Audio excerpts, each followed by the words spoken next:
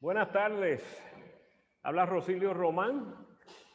Estamos comenzando aquí al taller sobre las estrategias para multiplicación de líderes. Estamos en el evento de Evangelium. Este es, creo que, la tercera ocasión en que se celebra Evangelium en el distrito de Puerto Rico de la Alianza Cristiana y Misionera. Tuve la bendición de recibir la invitación del reverendo José Ahmed de parte del distrito. Esta es mi segunda ocasión participando. Yo participé en el primero que ocurrió, pues, son cada 2 años, así que hace casi 6 años atrás. En esa ocasión fue en la Universidad Interamericana, si me acuerdo bien. Muy bonita experiencia para mí en esa ocasión, y en esta segunda oportunidad que tengo igualmente la considero un privilegio. Ciertamente que las cosas han cambiado. Miren cómo me estoy comunicando con todos ustedes. La tecnología ha dado grandes avances, por lo menos para mi entendimiento. Yo sé que hay jóvenes aquí que se criaron en eso. Yo estoy apenas aprendiendo. Pero gracias a Dios y a la paciencia de muchas personas, tengo la bendición de poder estar aquí con ustedes para compartir en esta ocasión sobre un tema que a mí me ha impactado mucho, por muchas razones, y luego durante el tiempo que tengamos juntos van a ver por qué. Y vamos a pedir ciertamente que Dios nos dirija. Gracias, Leida, por tu comentario. En el nombre de Jesús, Señor, venimos delante de tu presencia. Estamos, lo sabes muy bien, Señor, con nuestros corazones, con nuestra disposición de servirte a ti y servir a la iglesia a la cual tú nos has llamado, Señor, a servir. Te damos gracias por esta oportunidad, te damos gracias por la tecnología, te damos gracias por los tecnólogos que están haciendo esta transmisión posible.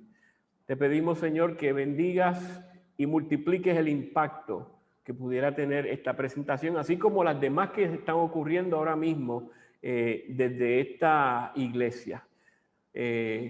Mucha gente, muchas iglesias de la Alianza y quizás de otras partes están siendo impactadas, y te pedimos, Señor, que con el fin y con el propósito que tú has provisto estas palabras, estas ideas, que estas se cumplan. Es en el nombre de Jesús que oramos, Señor, para tu gloria y tu honra. Qué bien. Pues voy a probar aquí una parte de la tecnología para ver que ustedes puedan ver mi presentación con respecto a lo que vamos a estar haciendo hoy. El tema de hoy, en los próximos, creo que son unos 40 minutos los que me quedan, va a ser prácticas en el desarrollo del liderazgo en la iglesia.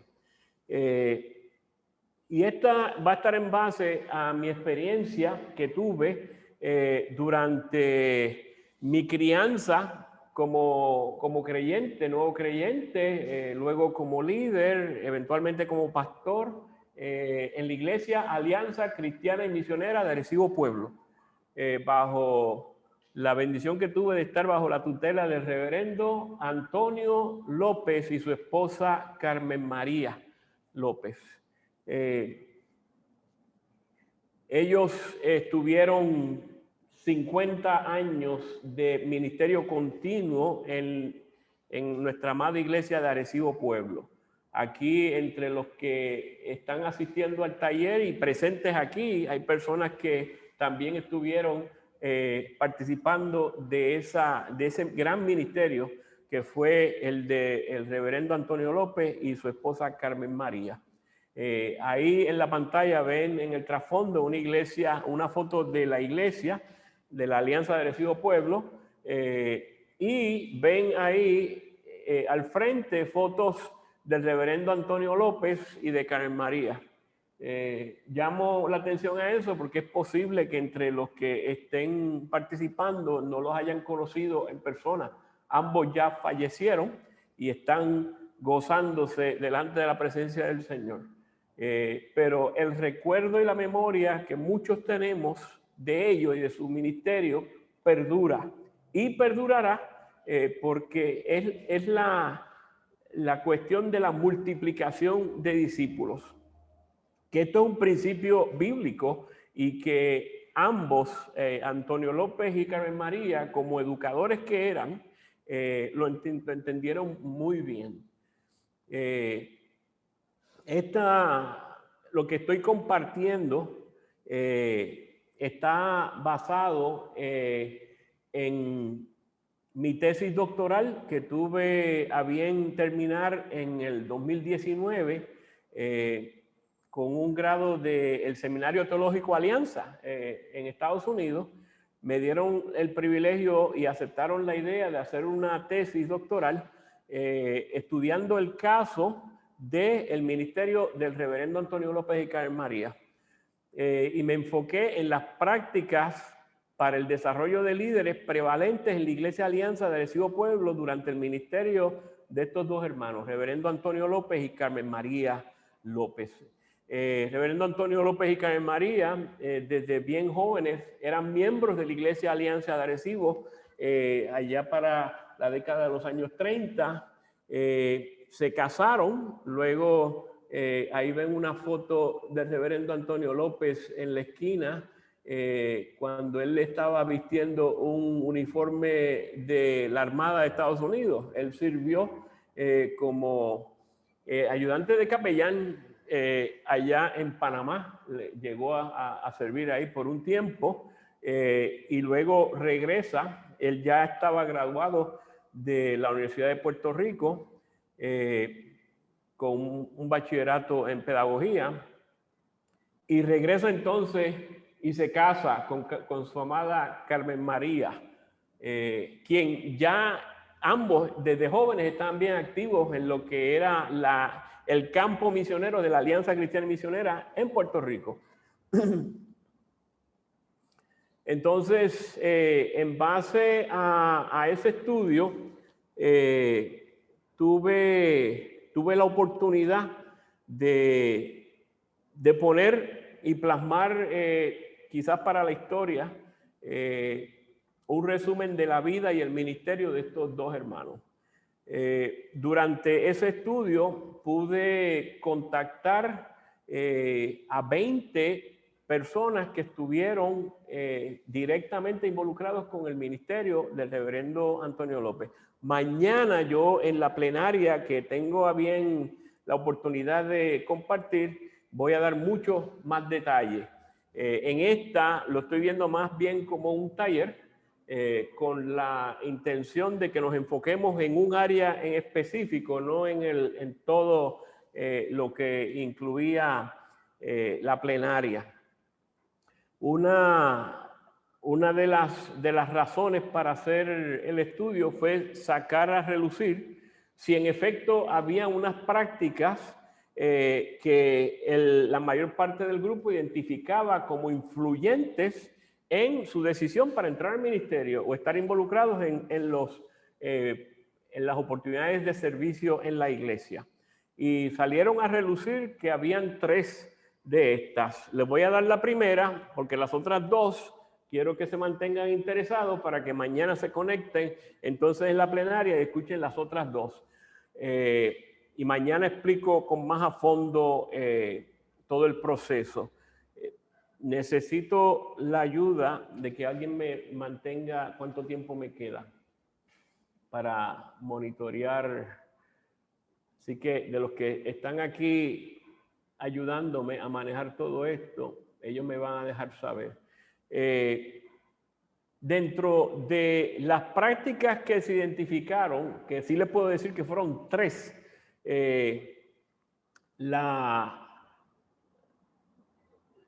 práctica que más influyó en las personas que decidieron aceptar un un llamado al ministerio y estudiar vocacionalmente este llamado fue la práctica de participar en una escuela dominical departamentalizada.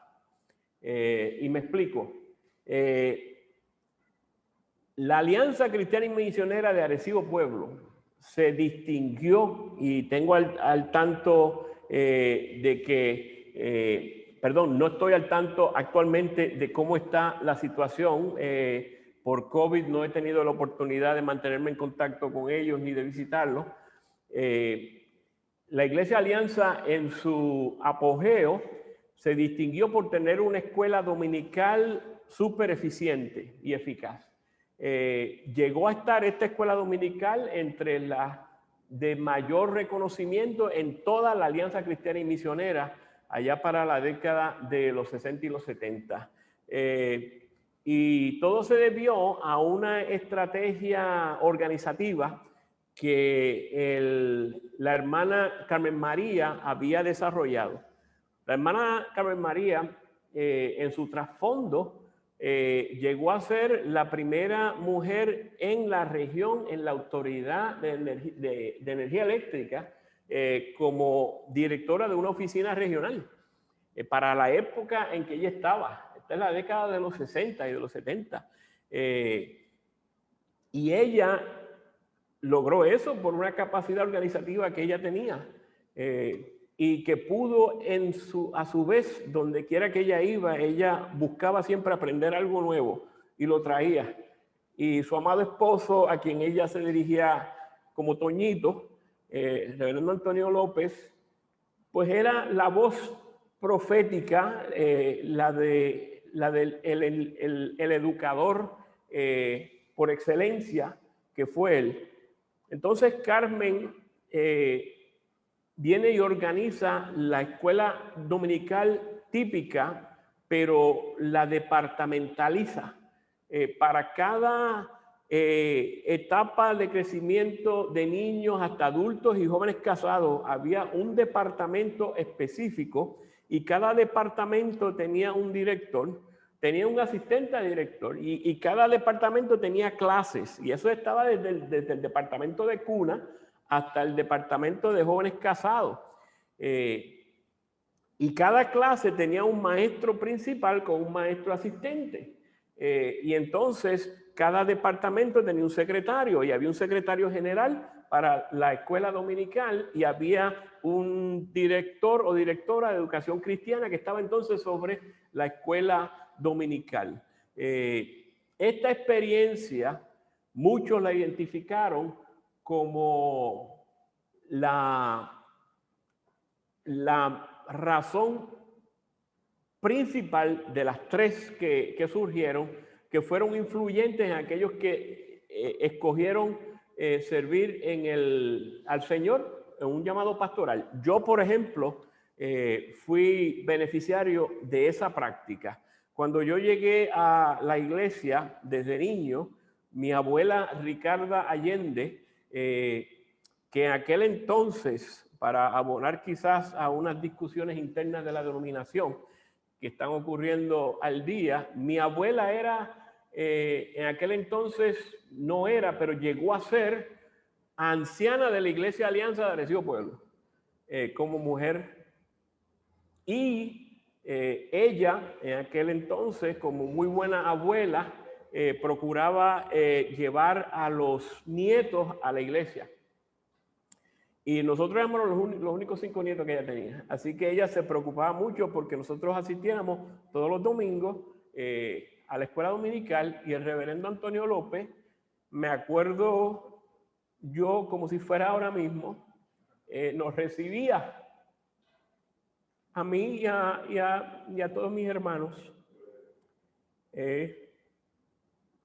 Me acuerdo en una ocasión que él puso, yo de niño,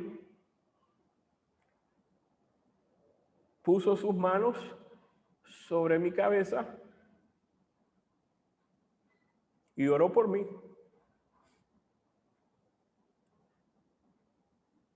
Presentando, ciertamente, disculpen la emoción, que siento y comparto en estos momentos, pero son recuerdos vividos que impactan.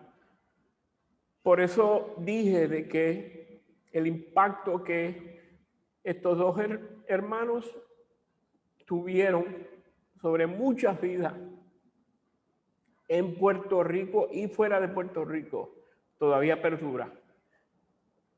Pero la de mayor práctica e influencia en los más de 27 pastores que salieron de la Iglesia Alianza de Arecibo Pueblo durante sus 50 años de ministerio y las más de, creo que fueron 17 esposas de pastores que salieron de esa misma iglesia, sin contar un sinnúmero grande de líderes a nivel distrital, de damas, de jóvenes, de caballeros, y aún en la iglesia, que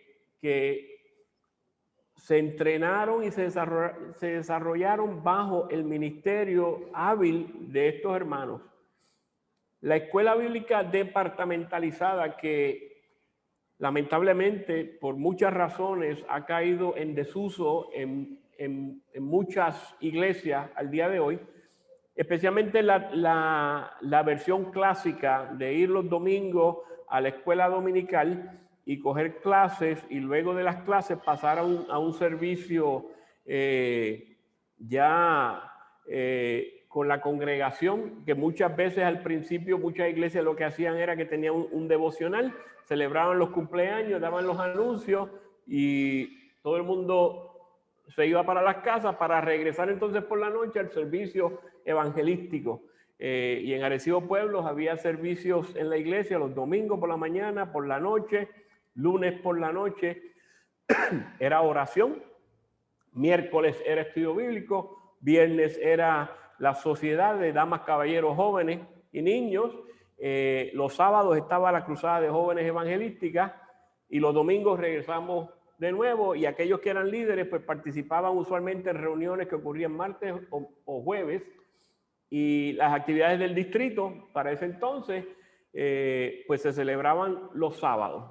Así que era un programa completo, bien demandante y exigente, me imagino yo ahora desde la perspectiva ministerial, para el reverendo Antonio López y su esposa Carmen, así como para los líderes que se estaban desarrollando bajo su tutela.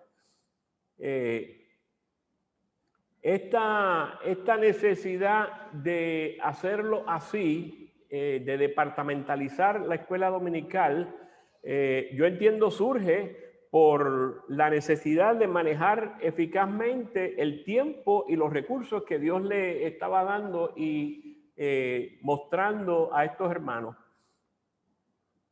La escuela dominical, como comencé a mencionar, llegó a tener hasta 600 y 700 miembros que activamente participaban de la escuela dominical. Y la Alianza de Arecibo Pueblo tenía en esa ocasión un ministerio de guagua y de transportación que iba y buscaba a muchos de los estudiantes y participantes de la escuela dominical en todos los barrios circundantes a la Alianza de Arecibo Pueblo. Eso fue un ministerio que también ayudó en aquel entonces a que la participación se mantuviera firme y bien consecuente. El tema de hoy entonces habla de qué podemos nosotros poner en práctica en nuestras iglesias. Quisiera cambiar el enfoque, ya entrando a la parte de aplicación, de cómo nosotros pudiéramos comenzar a pensar en nuestras iglesias, en el contexto de nuestras iglesias, para ver si el ministerio educativo de nuestras iglesias está enfocado en la meta de producir líderes, y en mi caso particular, en mi interés como vicepresidente auxiliar de la alianza para el avance de iglesias y los ministerios multiculturales, en que eventualmente surja una finca de candidatos, como dijéramos nosotros en el argot beisbolero. Tengo aquí a unos hermanos que el béisbol les interesa mucho, donde pudiéramos como denominación reclutar, de dónde pudiéramos nosotros como denominación reclutar candidatos para el ministerio, tanto en Puerto Rico como en los Estados Unidos. Ustedes saben que la relación especial que tiene Puerto Rico con la nación norteamericana provee una fácil acceso y transferencia de personas de este país al país norteamericano. Y esa es estrategia de Dios para proveer y mover gente a nivel mundial.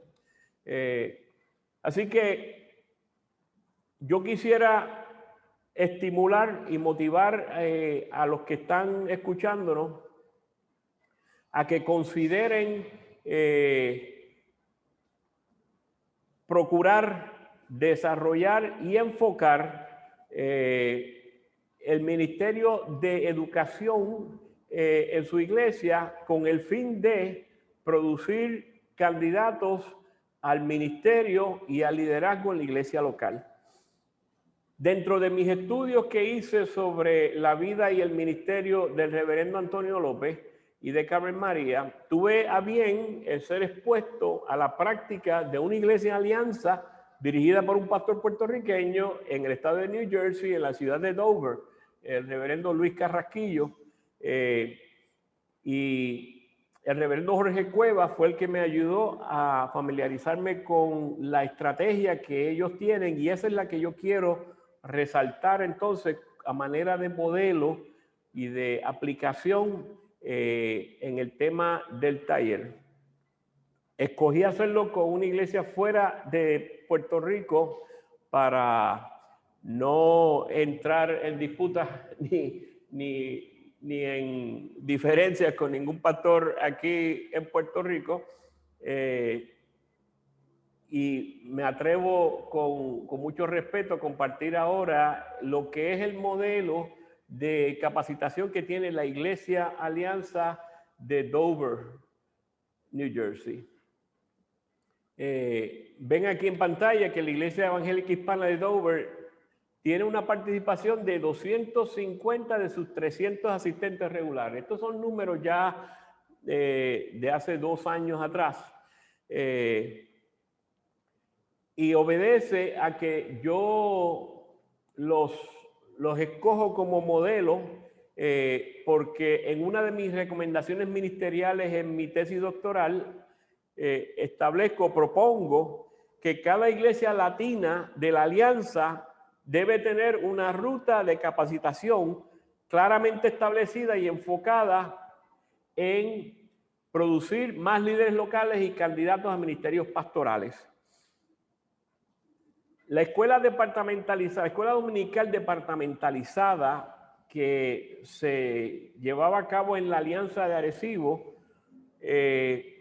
demostró la eficacia en producir candidatos al ministerio eventualmente y líderes en la iglesia local.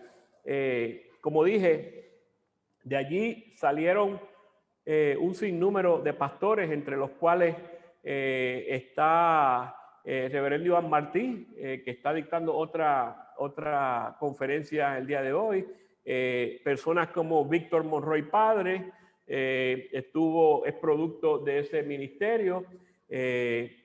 Esposas, todas las esposas, Adelina, Buter, mi esposa Hilda, Lisette Medina, la esposa de Iván Martí, y como dije, 27 pastores salieron de esa iglesia. Misioneros, el hermano Willy Otero y su esposa, igualmente salieron de allí. La hermana Iber Rebeca Otero salió de allí también como ministro del del Señor y de la Alianza. Ella sirvió como misionera de la Alianza en Brasil. Su hermano Willy Otero y su esposa sirvieron como misioneros de la Alianza en Centroamérica, Costa Rica.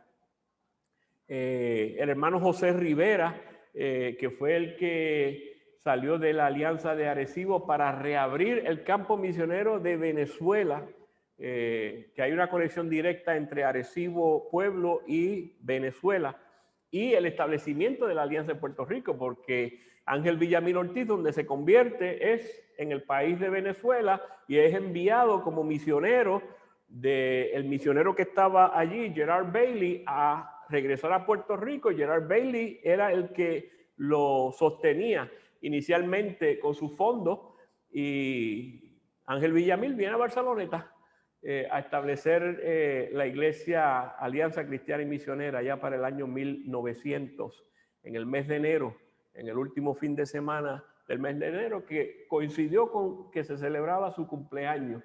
Para ese entonces, esa es la fecha que tradicionalmente se reconoce. Pero vean el enlace que hay entre el inicio de la obra misionera en Puerto Rico con un misionero puertorriqueño enviado desde Venezuela, oriundo de Barceloneta, y luego décadas más tarde sale un misionero de Arecibo Pueblo a reabrir el país de Venezuela. Todo se enlaza para sacar a relucir la importancia de educar a los niños, a los jóvenes, a toda persona que viene a la iglesia, porque solamente Dios sabe cuál va a ser el impacto que esa vida singular va a tener en el ministerio. Regresando a la Iglesia Evangélica Hispana de Dover, ellos tienen una ruta de capacitación claramente establecida. Aquí ven un resumen de lo que ellos incluyen en su ruta de capacitación. Ellos comienzan con los nuevos convertidos, le dan seguimiento a los nuevos siervos, desarrollan creyentes activos para que lleguen a ser líderes en la iglesia y más allá de la iglesia. El principio establecido en 2 Timoteo capítulo 2, versículo 2, está firmemente aquí modelado. Pablo establece: has escuchado, a Timoteo le dice, mis enseñanzas confirmadas por muchos. Ahora enséñaselas a personas dignas de confianza que a su vez puedan enseñárselas a otro. Esta es de la versión Palabra de Dios para Todos. La Reina Valera lo tiene ya en un lenguaje más específico. Lo que has oído de mí ante muchos testigos, esto encarga a hombres fieles que sean idóneos para enseñar también a otros. Políticamente correcto, yo creo que la versión PDT está más a tono con las discusiones al día de hoy en el área ministerial.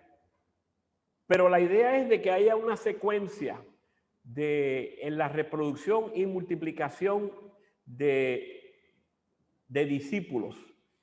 Y según de Timoteo, Pablo lo recoge específicamente. La iglesia de Dover tiene una estrategia de multiplicación claramente establecida. ¿Cuál es el objetivo que ellos tienen?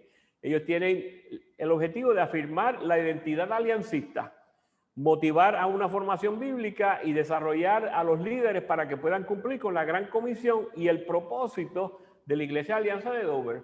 Vean que desde el principio ellos entienden de que es necesario de que toda persona que entre a la iglesia pueda recibir educación y afirmación en las creencias básicas de doctrina bíblica, y que ayude a afirmar igualmente una identidad particular que es la que nosotros tenemos como denominación, la identidad aliancista. Y asimismo, desde el principio ellos tienen la meta de desarrollar líderes para que puedan cumplir la gran comisión y poder también cumplir con el propósito de la Alianza de Dover. La misión de la Alianza de Dover, vean que es clara, es concisa, amando a cada persona como Jesús para la gloria de Dios. Ese es el propósito de la Iglesia de la Alianza en Dover. La ruta de capacitación debe contribuir al cumplimiento de esa misión. Y cuando una iglesia toma el tiempo para establecer una ruta, un mapa o un plan claro por el cual la gente va a ser llevada o dirigida, va a tener la oportunidad de contribuir grandemente a que el propósito que Dios tiene para que esa iglesia esté allí todavía, esa comunidad, se cumpla. La iglesia de Dover tiene una visión clara de liderazgo y la basa en Efesios 4, del 1 al 16. Y asimismo, la iglesia local debe, comenzando por el pastor, apoyado por la Junta de Ancianos, ciertamente con la encomienda y la facilitación de la Junta de Gobierno, puedan desarrollar una visión clara de lo que va a ser un líder en la iglesia. Y debe tener un ancla bíblica para poder hacerlo. Y dentro de ese proceso, la iglesia va a buscar equipar a los líderes. Y vean que en la esquina superior derecha de la pantalla, ellos tienen retiros para líderes. Esto era característico igualmente en la iglesia Alianza de Arecibo. Había retiros espirituales de capacitación, usualmente lo que duraban era un día por la mañana, que incluía quizás una merienda y un almuerzo breve, y se traía, Carmen María buscaba recursos y Reverendo Antonio López buscaba recursos para capacitar a los maestros de escuela dominical en aquel entonces. Pero asimismo se hacían otros sinnúmero de retiros para líderes y retiros en general para la iglesia. Me acuerdo de haber participado en muchos de ellos como miembro de la iglesia, como joven. Y la iglesia de Dover, por ejemplo,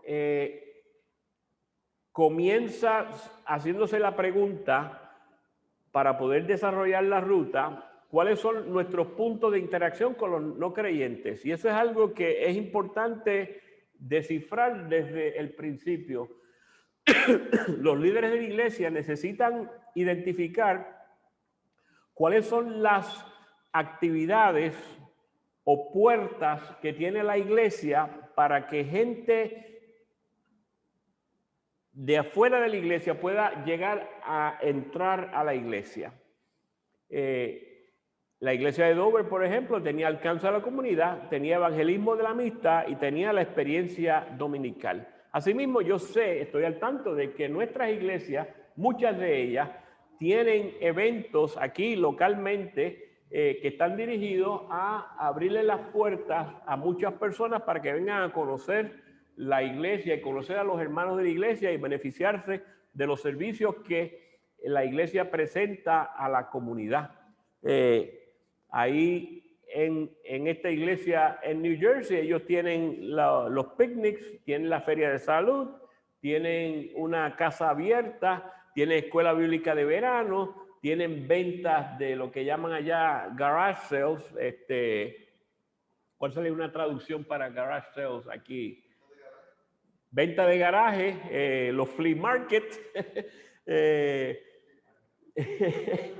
el pulguero, esa era la palabra que estaba buscando, el famoso pulguero, y servicios comunitarios. Ahora mismo nosotros sabemos de iglesias que han abierto sus facilidades para llevar a cabo clínicas de vacunación, clínicas para hacerse las pruebas del COVID, y han abierto sus puertas a la comunidad que están buscando un sitio y a los gobiernos locales que están buscando de un sitio para llevar a cabo esas actividades, y eso es un servicio comunitario. También hay iglesias que tienen programas específicos donde entrenan a gente interesada en la iglesia a cómo compartir la fe.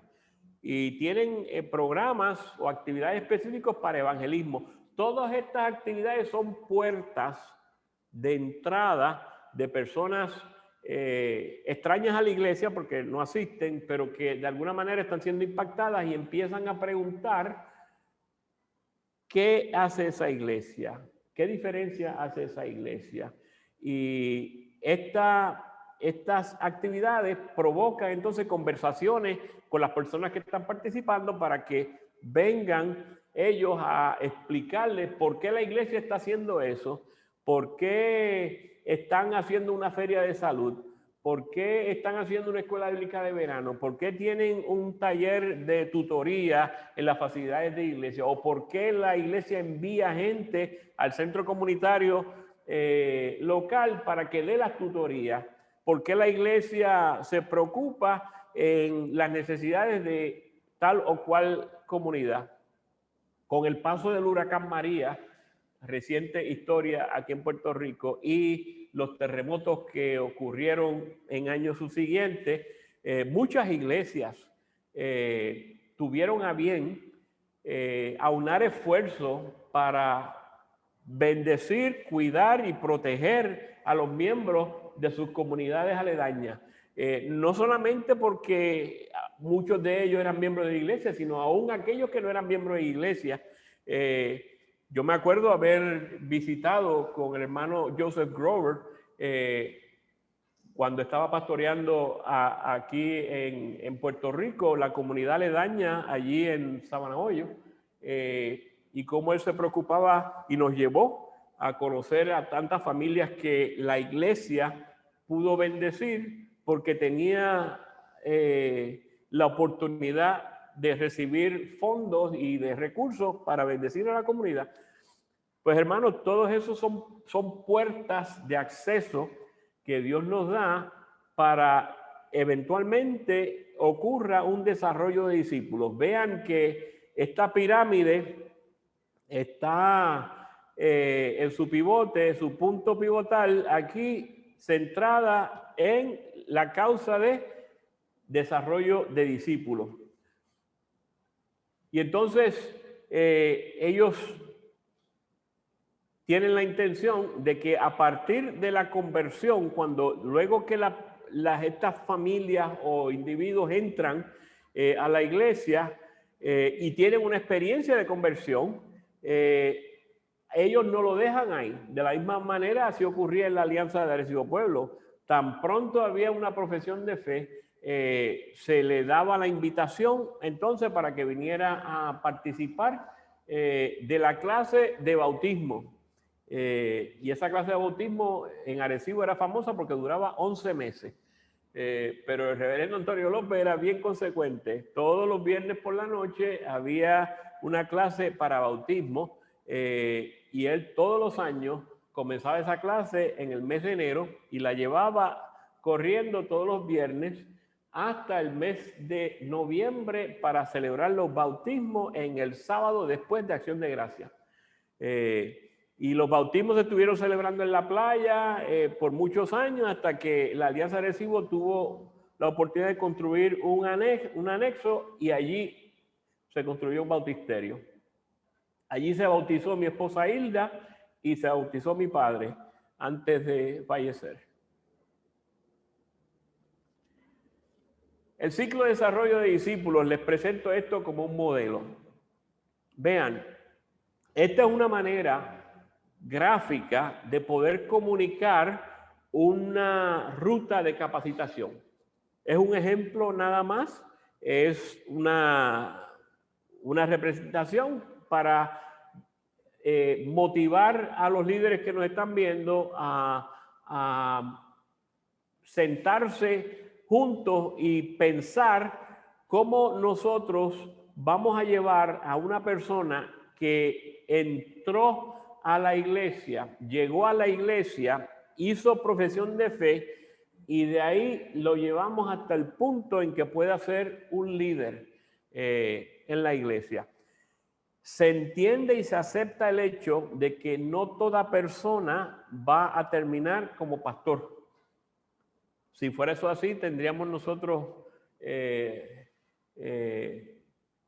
un sinnúmero grande de candidatos. La realidad es que no es así, porque no todo el mundo está llamado al ministerio pastoral, eso estamos claros.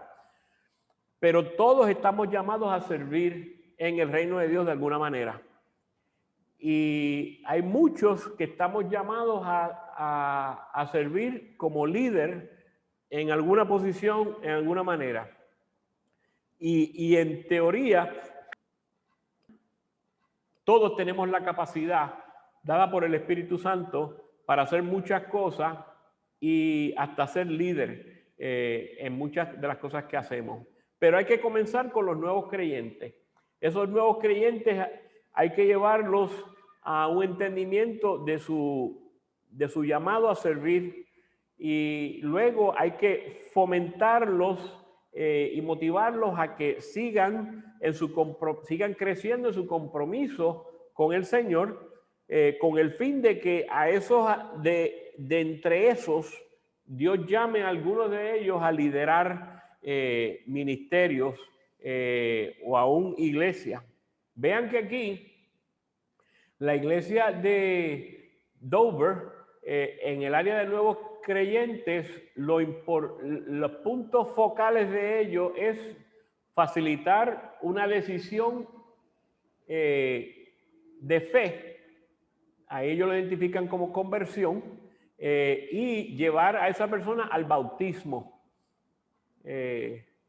Esto me lleva rápidamente a pensar en el proceso que ocurrió con el etíope que regresaba de Jerusalén leyendo los libros de Isaías, a los cuales no entendía, y Dios trae al hermano diácono Felipe para que venga allí a explicarle, porque él no tenía quien le explicara los pasajes que él estaba leyendo en los libros que tenía. Y pasa el tiempo y el etíope ve agua y le pregunta a Felipe, ¿qué impide que yo pueda ser bautizado? En el pasaje ese bíblico, en el libro de los Hechos, capítulo 8 en adelante, no se establece cuánto tiempo estuvo, pero sí se puede inferir de que hubo un momento en que él tomó una decisión en base al entendimiento que tuvo por la explicación que hubo de una persona llamada Felipe, que estuvo con él hasta que él toma la decisión de que necesita ser bautizado. Y asimismo, toda persona que hace profesión de fe se le debe brindar la oportunidad de recibir capacitación para que entienda su necesidad de ser bautizado.